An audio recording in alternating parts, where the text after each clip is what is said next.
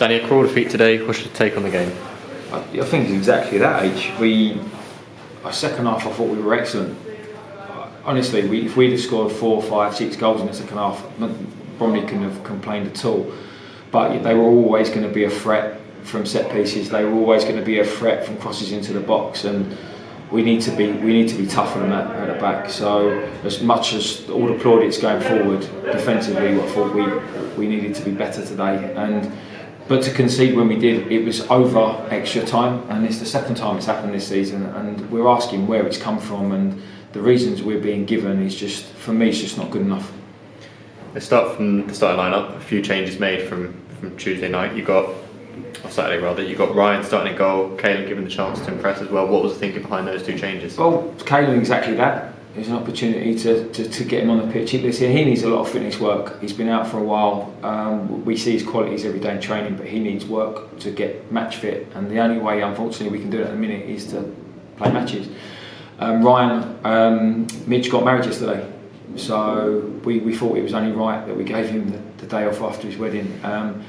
Although the general consensus was if we were challenging or we needed points to stay up, then he would have played. But obviously that's not the situation. So, and I thought Ryan did really well today. Yeah, I think you look back at the game. Obviously, the first goal would have been disappointing for him, but he's a young lad. It's a learning process for him at this level. Yeah, and look at his character. He knows he should have done better, but he didn't crumble. He didn't melt. He rolled his sleeves up and he come for some more crosses. His distribution was good. He was aggressive, and I think that all round for him it was a good performance today. Of course, few people might have seen Ricky Miller was unavailable today due to his second COVID, just recovering from that as well, second COVID jab. Yeah, look, and that is what it is. I mean, you can't odds it, can you? We just said with the media from the paper that when have you ever had a season when people get married during the season and have COVID tests and jabs during the season? It doesn't happen, does it? And we have to just take that one on the chin. Slightly concerning with Jammer's injury. What's the latest on him? He's gone to hospital for an X-ray, so we're just waiting to see where that is. But it wasn't nice. And look, I don't know the lad from Bromley. I don't think at any point he meant to deliberately put a player in hospital. But I did think it was a tackle that didn't necessarily need to be made.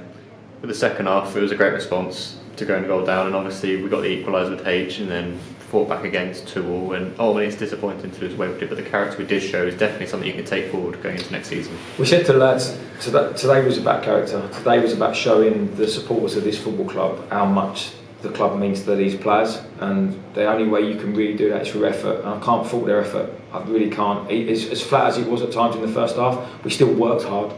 And then the intensity we brought to the game second half, I thought we deserved to win the game.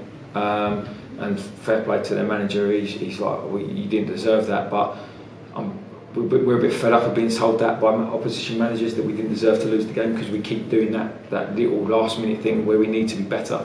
And that's something obviously we need to work on. Exactly that, and the fans were great today as we've looked to go on and hopefully win the game, but ultimately it wasn't to be today.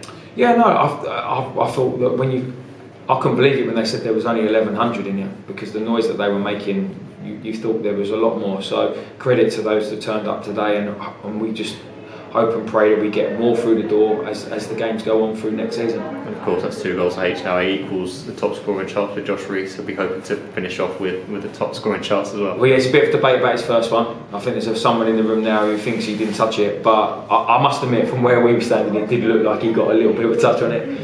Whether it had gone in or not, I'm not sure. But you know what? H will be the first to say it's about the goal for the team as opposed to the goal for him. And Noobs would be the same. It's about the goal for, he got the assist, whether he got his bonus, whether he scored or not. So I'm sure everyone will be happy with that. And last game of the season, Kings Lynn away. Probably not the game we wanted. Such a long journey, but not when a 12:30 kick-off yet. But it's a great way to finish off the season. No, look, I think, and we owe them a performance. I know people think that we hopefully we showed today that we're not just here to just make the numbers up now because there's nothing to play for, but we owe them a performance because when we played them here we were nowhere near good enough, and the lads they're looking forward to going there and righting some wrongs.